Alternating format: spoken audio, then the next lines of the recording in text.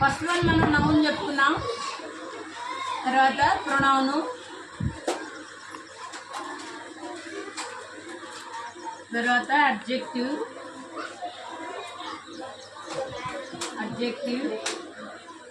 తర్వాత verb, adverb,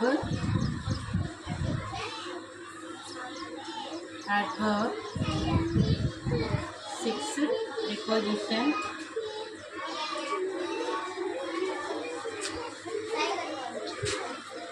preposition practice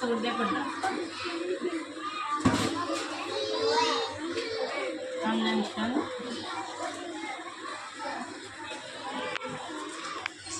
seven interjunction,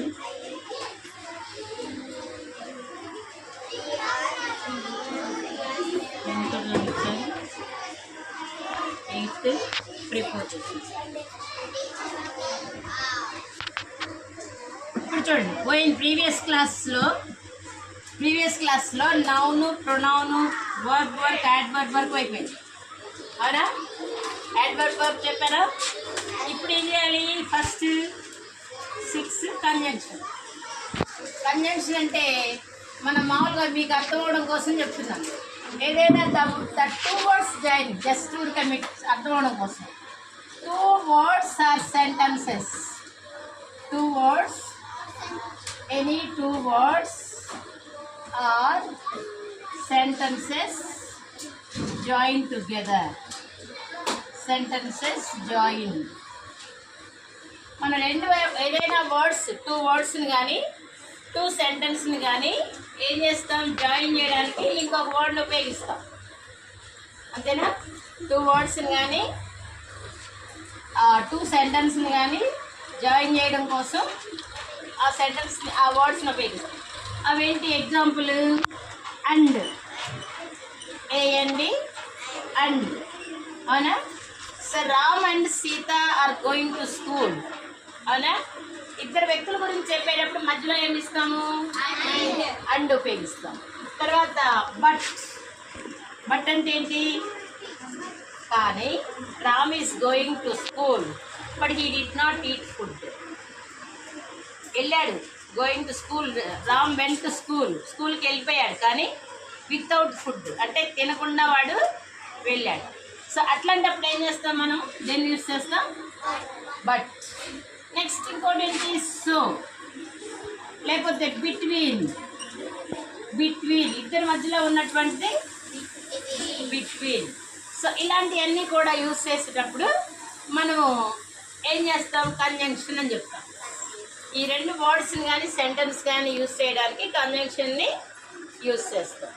next one ఇంకా ఉన్నాయి కొన్ని.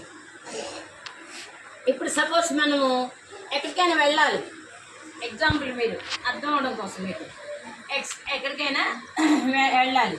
ఇప్పుడు సపోజ్ బొల్లాపల్లి కూడలి రోడ్డుకి వెళ్ళామనుకోండి. సో వినుకొండ రోడ్డు ఇటు వెల్టూర్కి లేకపోతే అట్లా కనెక్షన్ ఉంది కదా, కంజంక్షన్ 2 జాయిన్ చేస్తున్నాయి.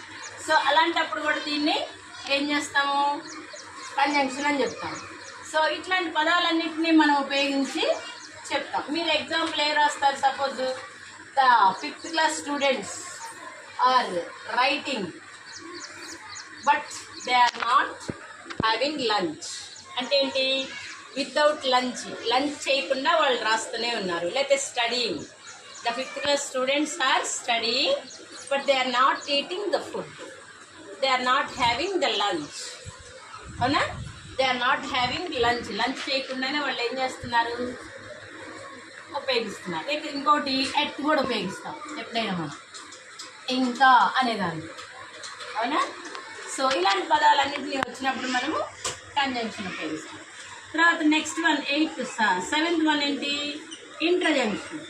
ఇంటర్జంక్షన్ నేనేం ఉపయోగిస్తున్నాను అంటే మీకు ఏదైనా ఆశ్చర్యార్థానికి కూడా ఉపయోగిస్తాం. ఏంటది? ఒకవేళ ఓ అని పెట్టామనుకోండి, సపోజ్ ఓ అంటాం. అంటే ఏంటి? ఏదైనా ఒక ఆశ్చర్యార్థకంగా అనుకుంటే మనం దాన్ని అట్లా అలా చెప్తామన్నమాట. ఆ తర్వాత మీకు అర్థమయ్యే దానికోసం నేనేం చెప్పానంటే, సపోజ్ ఇక్కడ ఒక రోడ్డు ఉంది, ఇక్కడ ఒక రోడ్డు ఉంది, 2 lines ఆర్ ఇంటర్సెక్టింగ్, ఇంటర్జంక్షన్ అంటే రెండుకి కావాల్సినటువంటి ఒక జంక్షన్ ఉంది. అందులో బొల్లాపల్లి రోడ్డు సెంటర్లో కనుక మీరు వెళ్తే ఇటువైపు ఇటువైపు వెల్టూరు రోడ్డు, అటువైపు బండ్లబోటు, ఇటువైపు వెళ్తే వినుకొండ. సో 4 roads ఎక్కడైతే ఉంటాయో దాని కనెక్షన్ కూడా చెప్పుకోవచ్చు మనం ఇంటర్జంక్షన్కి. అంటే అన్నిటినీ కలిపి ఒక జంక్షన్గా తయారు చేశారట. 4 sides, ద 4 roadsని ఉపయోగిస్తే మనము దాన్ని ఇంటర్జంక్షన్గా అర్థం చేసుకోవడానికి ఎగ్జాక్ట్లీగా. సో ఇట్లా చూసినప్పుడు ఏదైనా మనం ఒక ఇంతైనటువంటి విషయం చూసినప్పుడు వావ్ అంటాం, ఓహో. లేకపోతే ఎవరైనా సడన్గా ఏమన్నా అయిపోయిందని అనుకోండి, అయ్యో అనేది ఉపయోగిస్తాం. అంటే విచారానికైనా, దుఃఖానికైనా, హ్యాపీనెస్కైనా మనం ఏమి ఉపయోగిస్తాము? ఇంటర్జంక్షన్ అనే పదాలను ఎగ్జాంపుల్స్గా తీసుకుంటాం. నెక్స్ట్ వన్ ఏంటంటే 8th one ప్రిపోజిషన్. ఈ ప్రిపోజిషన్ ఎప్పుడు ఉపయోగిస్తామంటే కొన్ని మనం ఏదైనా వర్డ్స్ అంటే మధ్యలో వస్తాయి, the middle of the sentence, the middle of the matter. మిడిల్లో మనకి ఏమొస్తుంది? మ్యాటర్ వస్తుంది కదా, మిడిల్ ఆఫ్ ద మ్యాటర్.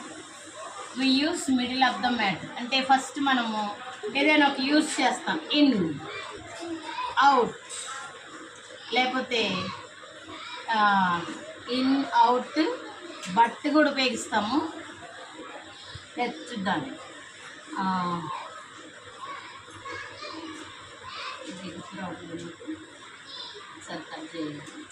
అవి నెక్స్ట్ మ్యాటర్ చదివేటప్పుడు మీరు సపోజ్ మీరు లెసన్ చదువుతున్నారనుకోండి, మీ లెసన్ చదివేటప్పుడు ఇక్కడ ఇవన్నీ ఉపయోగిస్తారు. ఇవన్నీ ఉంటాయనేవా, ఎన్ని ఉన్నాయో అన్నీ అండర్లైన్ చేయాలి మీ లెసన్ చదివేటప్పుడు. ఇప్పుడు నెక్స్ట్ లెసన్, న్యూ లెసన్ ఉంటుంది కదా, 3rd lesson. ఆ లెసన్లో out, in, on, under, off, above, about, so ఇలాంటి పదాలన్నీ ఉపయోగించేటువంటి ప్రిపోజిషన్. ఇప్పుడు suppose the cat is under the table అని అంటాం. ఎప్పుడు ఉపయోగిస్తాం దీన్ని? The cat is. Suppose cat అనేది ఎక్కడుంది? క్యాట్ ఎక్కడుంది చెప్పండి? Cat is under the table. Bench కింద ఉంది కదా, టేబుల్ కింద ఉంది. పిల్లి టేబుల్ కింద ఉంది. మీరు ప్రిపోజిషన్ ఎక్కడుందంటే అండర్లైన్ చేయాలి. ఇది ప్రిపోజిషనా కాదా అని అర్థం అవ్వాలి. ఇక్కడ ప్రిపోజిషన్ ఎక్కడుంది ఈ లైన్లో అని చెప్తే మీరు ఖచ్చితంగా అండర్ అనేది ప్రిపోజిషన్ ఉందని చెప్పగలగాలి. తర్వాత the boy is going. The boy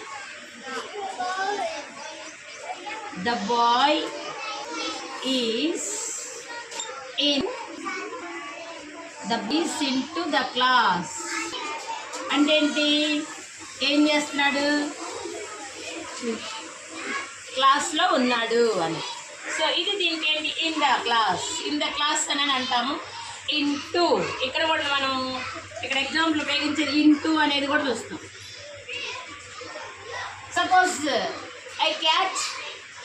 I was sitting into the bus అంటే ఏంటి? బస్లో నేను ఆల్రెడీ కూర్చున్నాను. I catch into the bus, I run into the bus అంటే బస్సులోనే వెళ్తున్నాను అని చెప్పడం కోసం ఇంటూ ఉపయోగిస్తాం. అవునా? అర్థమైందా? ఇప్పుడు సపోజ్ మీకు ఇవన్నీ ఎగ్జాంపుల్స్ అని చెప్పాను ఆల్రెడీ. అంటే ప్రొనౌన్ అంటే అడ్జూసివ్, వర్బ్, యాడ్వర్బ్ ఇక్కడ వరకు చెప్పాను ప్రీవియస్ క్లాస్. సో ఇప్పుడు ఈ 3 classes, ఈ 3 things ఏంటి? కంజంక్షన్, ఇంటర్జంక్షన్, ప్రిపోజిషన్స్ గురించి ఎగ్జాంపుల్స్ రాయాలి. ఓకేనా? సో ఈ 3 things గురించి రాస్తే దాదాపు మీకు 8 parts ఆఫ్ స్పీచ్ అయిపోయింది. ఫస్ట్ క్లాస్లో ఏం చెప్పాము? ఆల్ఫాబెట్స్, ఆర్టికల్స్, కంపల్సరీ ఇవన్నీ నోటికి రావాలి. అవునా? అన్నీ ఏం రావాలి? మనం బై హార్ట్ చేస్తేనే వస్తాయి, ఊరకనే కూర్చుంటే రావు. By heart